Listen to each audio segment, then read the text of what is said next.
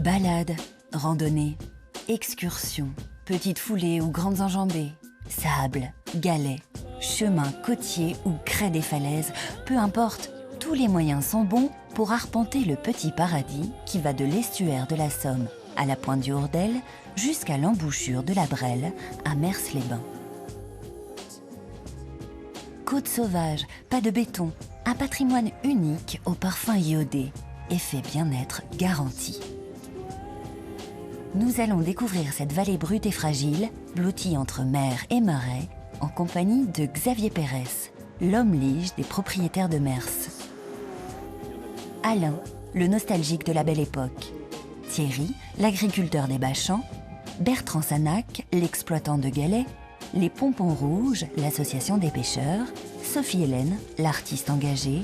Et Maxime, le chantre de l'estran. Petit port de pêche, Mers connaît un développement spectaculaire à la fin du 19e siècle. Le chemin de fer amène vers les côtes les premiers vacanciers. On les appelle les baigneurs. Aujourd'hui, il y a toujours des baigneurs à Mers, comme il y a un siècle. Même costume de bain, même abnégation face aux éléments un peu frisqués. La fête des bains existe depuis 1900, pas question d'y renoncer.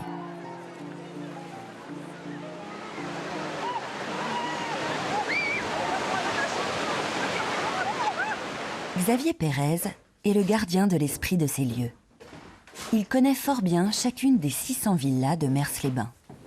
Xavier préside l'association des propriétaires de Mers, tous très attachés à leurs héritages de famille. Ce président et son association sont indispensables à Alain Minard, guide et collectionneur savant de tous les témoignages de la belle époque.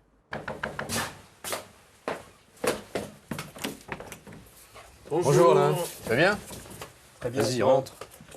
Et merci de me faire découvrir cette maison de la belle époque. C'est une maison qui est dans la famille depuis plus d'un siècle. Là, tu as une belle collection de cartes postales, dis donc. Alors là, il y en a quelques-unes qu'on a affichées, mais j'en ai beaucoup plus. Si t'as 2 minutes, j'aimerais bien voir ça. On peut regarder ce que j'ai là dans l'album. En un siècle, on a eu le temps de regarder, donc il y a un peu de tout sur Mers. Oui. Et toi, tu viens ici depuis? Depuis, la première fois, j'avais 8 mois. Et j'ai jamais loupé une saison. Les enfants y viennent et on est très attachés au patrimoine. Bon, tu sais peut-être que je fais partie de l'association des propriétaires, donc je m'occupe. Ce qui est intéressant, c'est que cette association, justement, elle a été créée en 1886, à l'époque, parce que les propriétaires, enfin les gens qui venaient à la plage, se plaignaient de ce qu'ils n'avaient pas librement accès pour aller se baigner. Ils étaient obligés de passer par un maître nageur imposé par la commune. Et donc c'est de là qu'est née l'association. Puis finalement, on a développé d'autres activités, notamment la sauvegarde du patrimoine.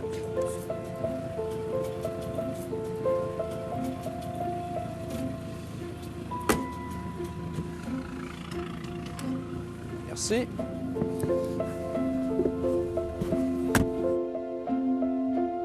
Nos prédécesseurs avaient une certaine qualité de vie, ils avaient du goût, ils avaient la façon d'entretenir, ils avaient un attachement à leur patrimoine et c'est peut-être pas désagréable de continuer et puis de se retrouver dans des endroits aussi beaux.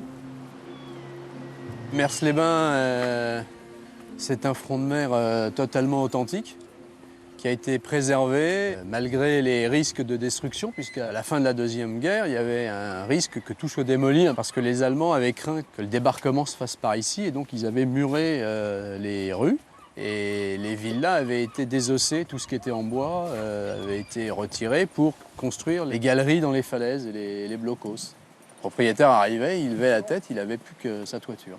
Donc là, après le conflit, l'association... L'association des propriétaires s'est battue justement pour que les propriétaires puissent restaurer, reconstruire complètement ces villas. Quand on pense qu'il y avait le même front de mer à peu près identique au Tréport qui a été détruit, c'est bien dommage. C'est l'intérêt de se battre pour le patrimoine. Tout à fait, parce qu'on a vraiment un patrimoine formidable et assez exceptionnel d'ailleurs. C'est, je crois, un endroit unique d'avoir autant de villas. C'est vraiment un reflet du début du balnéaire sur les côtes. Donc on sait bien que Mers, c'est venu après le Tréport, qui lui est venu après Dieppe, qui est la première station balnéaire de France.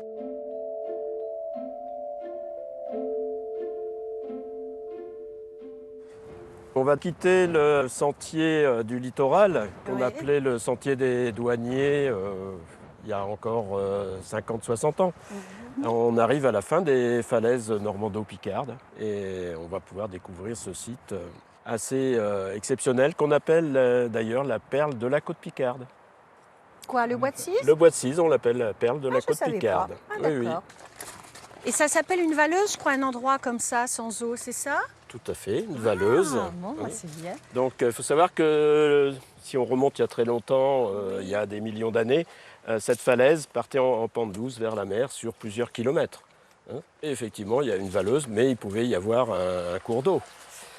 La falaise a reculé naturellement petit à petit et on a vu apparaître ces grandes faces de craie blanche. Tout en haut de la Valeuse, la perle de la côte picarde a longtemps vécu cachée et donc heureuse. Coup de génie d'un riche commerçant qui a vite compris que les grands bourgeois seraient ici à l'abri du petit peuple. Le promoteur Jean-Baptiste Lot s'est dit je vais faire ma station aussi, hein, c'est la mode d'accord. des stations balnéaires. Donc 1898, il rachète les 50 hectares de bois ici et commence à faire des parcelles. Et il existe même des actions du bois de Cise, et ça s'appelait le bois de Cise plage d'ailleurs. Hein. Ah, Mais carrément. le problème c'est qu'il n'y avait pas de Il n'y plage. avait pas de plage?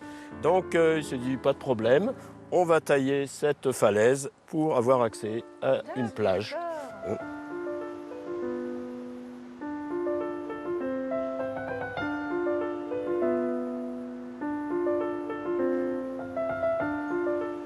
Là, il y a 2 villas, dont une qui est assez particulière, la villa Les Lutins. C'est la première maison de garde. Hein. Il fallait des gardes pour garder, parce que le site était fermé, réservé aux propriétaires. Et c'était une des premières maisons construites ici? Une des premières maisons avec le chalet de l'administration, Parce que- la villa Fanfreluche, D'accord. et d'autres villas qui...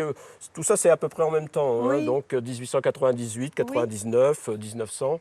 La villa, ce qu'on appelle le chalet Marie-Pierre à côté. La villa Les Coucous. Celle-ci, elle est superbe. Les hein, 3 avec ses autres deux villas de tourelles, l'autre côté ouais. qu'on verra plus tard Mais on et trouve intéressantes. souvent ces croisillons, les croix, Oui, on c'est- le trouve beaucoup en Picardie et en bord de mer. jusque Surtout Ménival. en bord de mer. C'est vraiment le style et puis c'est la touche de certains architectes, comme Théophile Bourgeois, qui est l'architecte à qui on doit des quantités de villas de Dunkerque jusqu'à Biarritz. Du bois de Cise à Ault viennent mourir les ultimes falaises normandes. Énormes parois de craie entrecoupées de lits de silex, elles offrent leur front rectiligne à la houle et au vent. Construit à flanc de falaise, le bourg d'Ault, surnommé le balcon sur la mer, lutte depuis plus d'un siècle contre les coups de massue de la houle.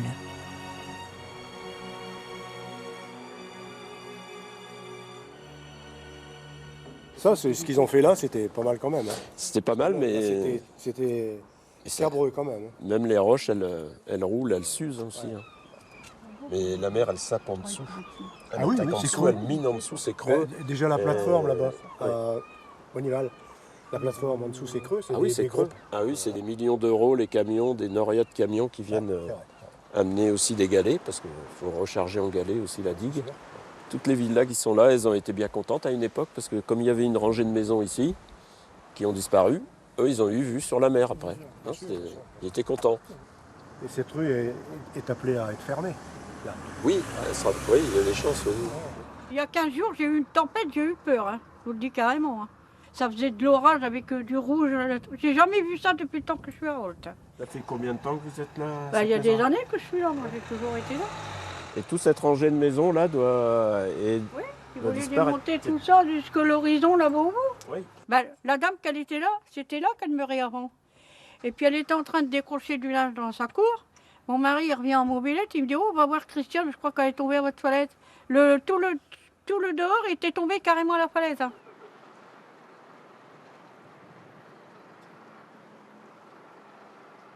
Alors la différence entre le Holt balnéaire et le Holt de maintenant, eh ben, c'est sous nos pieds.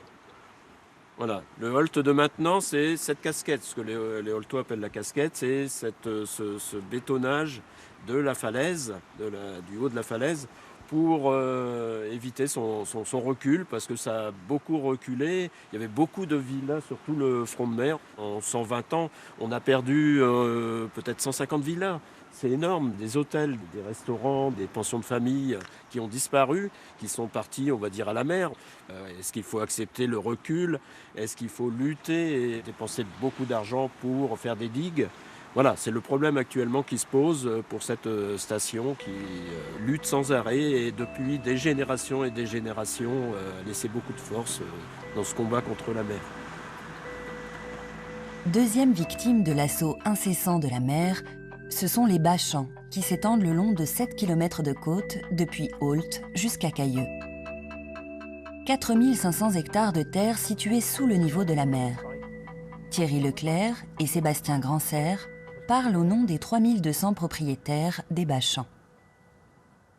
Moi ici, j'y viens depuis l'âge de 8 ans. 7-8 ans quand je venais à la hutte ici. On a creusé cette petite cabane à la main et je venais là. Et ça m'arrive d'aller à la chasse ailleurs qu'ici, de venir passer mes nuits là, mais j'arrive pas à changer. On arrive, on respire, on regarde, on découvre toutes des choses tous les jours. Vous avez un cygne qui peut se poser là, vous en avez un qui vient se poser dans la mare. Oui, c'est du plaisir de le regarder. Et détruire ce territoire, ça serait compromettre toute une existence, ça serait faire une croix sur tout un passé, quoi.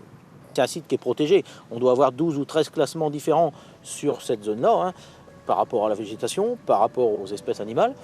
C'est vrai que c'est un milieu qui présente une biodiversité remarquable.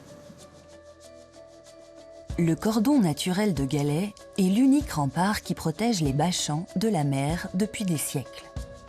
Mais une tempête d'une violence exceptionnelle a brisé le mur et transformé le Hable d'Ault en véritable lac. 90, ça a été des événements exceptionnels. Une tempête, fort coefficient de marée, beaucoup de vent et une digue qui n'était pas entretenue à ce moment-là et a fait que on a eu une submersion importante et une brèche. Donc intrusion d'eau de mer sur 3500 hectares, rupture du cordon de galets. Suite à ces événements catastrophiques pour le milieu, pour la zone, les pouvoirs publics ont décidé de construire une batterie d'épis et ils ont pour but de ralentir le transit des galets. Puisque les galets qui arrivent chez nous proviennent essentiellement des falaises normandes, de l'érosion des falaises normandes. L'apport naturel qu'on avait auparavant s'est trouvé réduit par les ouvrages qui ont été construits de la main de l'homme, sans tenir compte des perturbations qu'ils pouvaient provoquer en aval de ces dispositifs. La centrale de Panly, les jetés de porte du Tréport, de Dieppe. Donc le cordon de galets se trouvant réduit n'assurait plus la protection efficace. Nous, on a voulu conserver ce milieu naturel, ce galet qui transite, et au lieu de le faire transiter rapidement, les épis le font transiter doucement. Les 104 épis nécessitent un entretien et un rechargement réguliers. Donc cet entretien aujourd'hui, il est assuré en grande partie par les industriels qui exploitent au nord de Cailleux, sur des zones en accumulation, sous condition qu'ils nous restituent la même quantité de galets que celle qui est prélevée au nord de Cailleux. Cailleux signifie caillou en picard. L'histoire de la ville est donc clairement liée à celle des pierres d'ici, les galets. Constitué de silice, le galet bleu picard est le plus pur au monde. Une véritable manne pour l'industrie régionale. Seul problème, le site a fait en 2004 l'objet d'un arrêté de protection du biotope. Un homme, un seul, Bertrand Sanac, a la permission d'en ramasser quelques 55 000 tonnes par an. Sous certaines conditions. Ces galets ils proviennent des falaises, donc ici, quand les falaises sont éboulées, la craie se dissout, les rouillons de silex qui étaient prisonniers sont libérés. Sous l'effet de la houle, ils vont remonter vers le nord et ils vont être bloqués ici à l'entrée de la baie de Somme où on va exploiter. Sur une longueur de 900 mètres, on est autorisé à ramasser 55 000 tonnes de ces galets. Alors ces galets, il faut qu'ils soient plus de 4 cm. C'est pas en creusant le cordon mais en raclant le cordon. On ne fait pas de trou dans cette digue. L'arrêté préfectoral qui régit cette exploitation nous oblige à restituer ces galets. Donc c'est-à-dire que les 55 000 tonnes qu'on va prélever ici maximum par an, dans cette zone d'accumulation, on va reprendre des galets de même origine, mais qui à ce moment-là ne sont pas ici sur la côte, mais en carrière terrestre, à quelques kilomètres d'ici à vol d'oiseau, c'est-à-dire à l'endroit où la mer était il y a plusieurs milliers d'années. Donc ces cordons de galets, vous les retrouvez aussi à l'intérieur des terres. Le fait d'avoir été quand même enfoui comme ça pendant très très longtemps, on a une couche d'oxydation superficielle qui se dépose et de ce fait on a une pureté qui est moindre. Toujours sous l'effet de la houle, ces galets qu'on a remis quelques kilomètres d'ici en amont, et ben ils vont remonter petit à petit tous les ans à raison d'environ 1,5 km à 2 km par an. Et puis on retrouvera des galets d'une pureté exceptionnelle en silice d'ici 5-6 ans.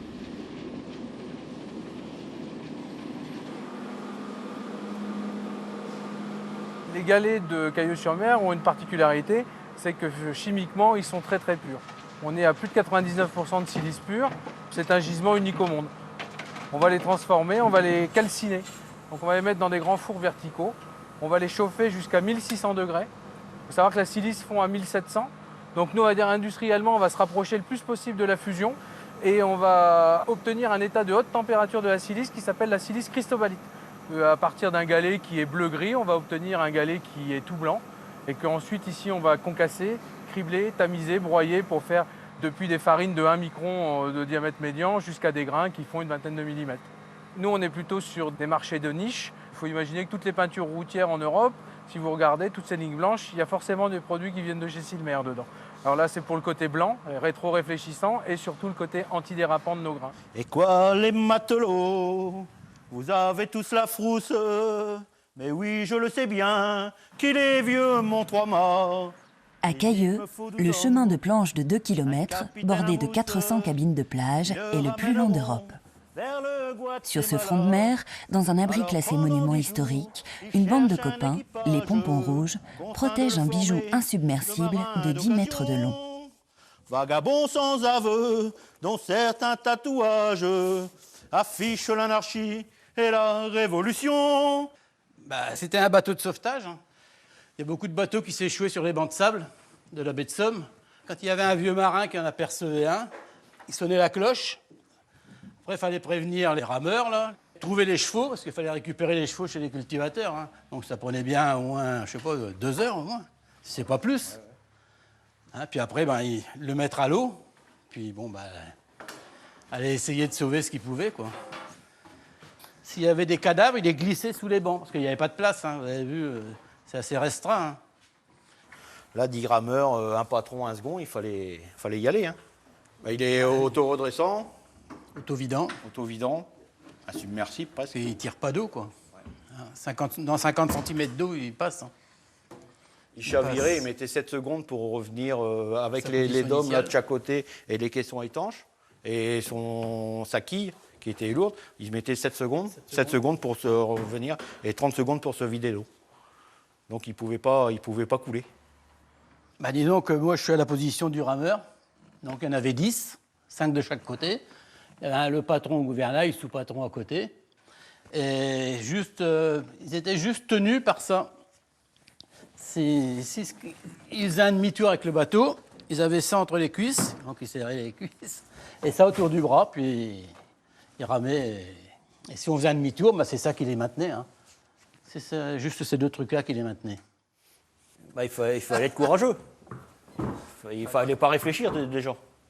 Aussitôt qu'il commençait à réfléchir, c'était plus la peine. Quand vous voyez des grosses tempêtes, les rouleaux qui arrivent là sur le front de mer, là on n'y va pas du tout. Donc il faut fermer les yeux puis ramer. Il faut se fouquer sur le bois mort. Donc s'ils faisaient un demi-tour, ils avaient intérêt à se tenir, quoi. Se cramponner.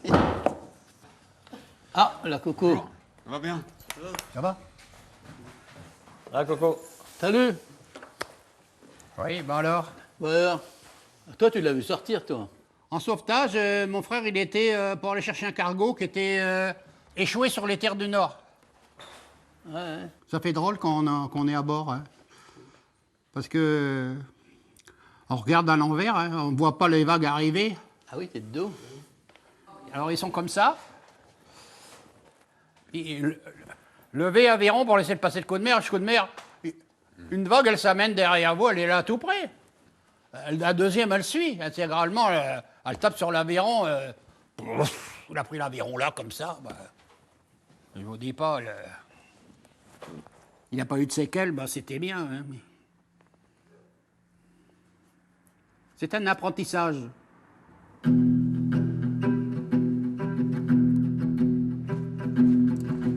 Sophie Hélène n'est pas une picarde d'origine. Elle a quitté Paris il y a 8 ans seulement pour s'installer à Cailleux avec sa famille. Depuis, elle ne passe pas une journée sans fouler la plage des Molières pour ramasser ses trésors. Je me suis aperçue que 2 fois par jour, la mer apportait son lot de trésors. Alors il y a des trésors minéraux, il y a des végétaux, mais il y a aussi beaucoup de déchets anthropiques. On trouve des bouchons, des bouteilles, des gants, voilà. Ce sont des trésors dans la mesure où je les transforme en œuvres d'art, mais ce sont avant tout des déchets et mes œuvres d'art dénoncent ce problème écologique qui est très grave. En fait, les macro-déchets, ce qu'on voit bien, c'est facile de les repérer, de les déceler. Mais ce qu'on ne sait pas, c'est que le plastique, en se dégradant, devient de toutes petites particules, donc ça rentre dans la chaîne alimentaire. Et c'est catastrophique. Voilà, typiquement, encore un plastique qui a cuit et qui est donc en train de se décomposer. Et quand on arrive à des petites particules aussi fines que ça, on imagine bien que dans l'eau, les poissons peuvent assimiler ça à du plancton.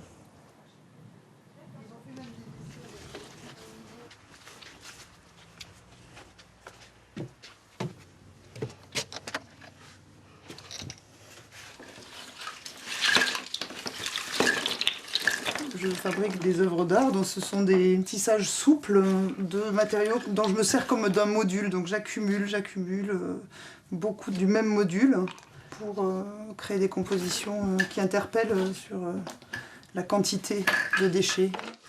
Ça c'est une cartouche, donc qui a déjà perdu sa partie métallique. J'ai une petite technique pour le mettre bien à plat. Et ce rectangle, on le retrouve multiplié. Je recrée des paysages parce qu'en fait chaque cartouche a été délavée par les éléments et c'est ça qui m'intéresse. Les rouges sont délavés, donc j'arrive à y avoir une palette de couleurs extrêmement riche. Et là, ça rattrape mon travail de coloriste. Donc là, ce qui m'intéresse dans la canette, c'est que c'est une pollution balnéaire. Donc ça, c'est vraiment lié à l'activité des gens qui se baladent sur la plage ou au bord des rivières et qui, voilà, la canette, elle est légère, elle s'envole, elle tombe dans l'eau et elle voyage.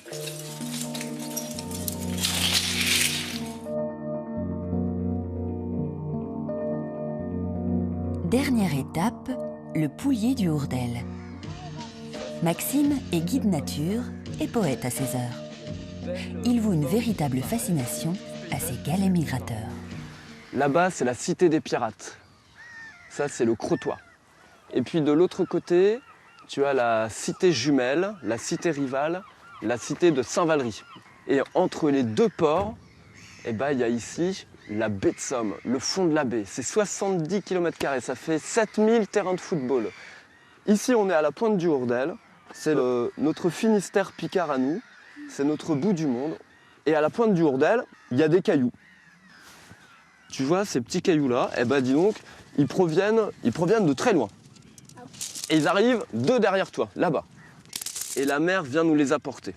Et elle suit ce mouvement qui va jusqu'à la pointe qui est là-bas. Et ça, c'est la fin de ce cordon littoral qui est constitué de cailloux. Alors, Eloane, regarde, hop, voilà.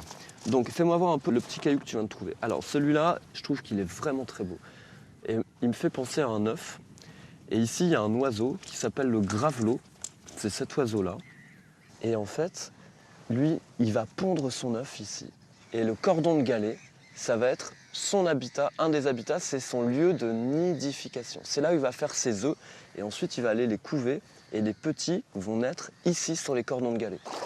Allez, on rate. Parfois, il peut y avoir des trous. Hein. Vas-y, on y va.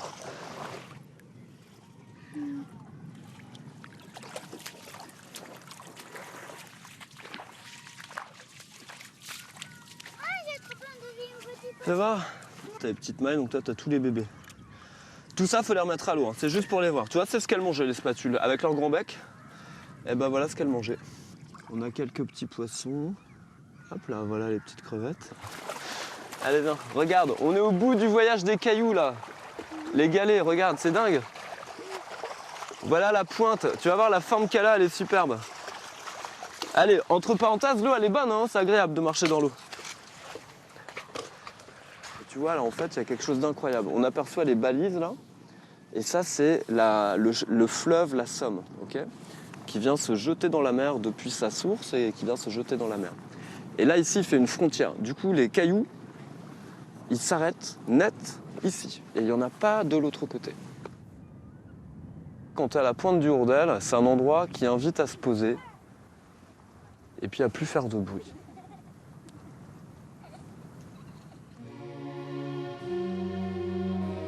Coincé entre Normandie et baie de Somme, ce morceau de France s'arrête en plage sauvage de galets bleus. Encore qu'on ne sait jamais vraiment où il s'arrête.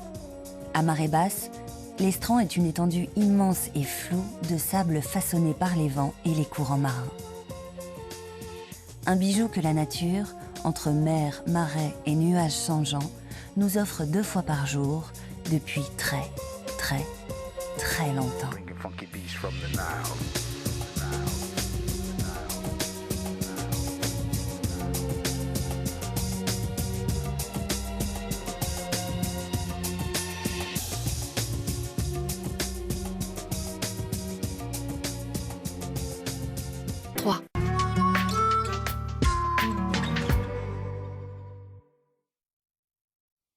Découvrez les